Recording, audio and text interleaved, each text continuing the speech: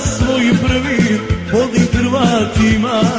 Spremali su oni svoje zaručale kave i na Srbe da strpaju ponovo u jame. I na Srbe da strpaju ponovo u jame.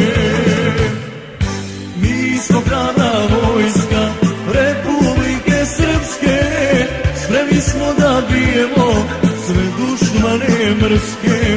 Mi smo pravna vojska Republike Srpske, spremni smo da bijemo sve dušmane mrske.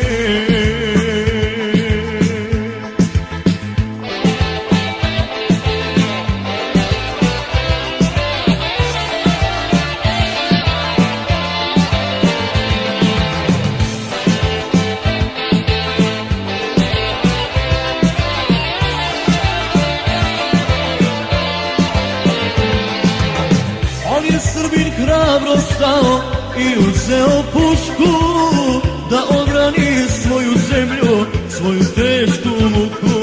Nikad više neće mučiti i klati, za sve muke srpske platit će Hrvati. Za sve muke srpske platit će Hrvati.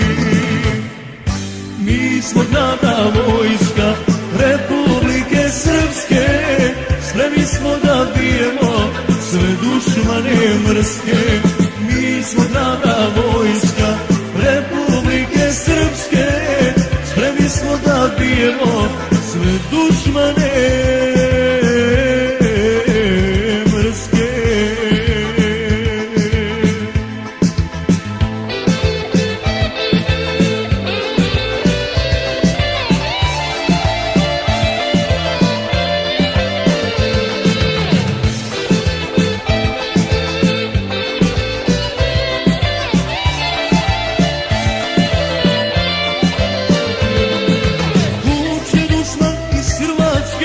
Ali neće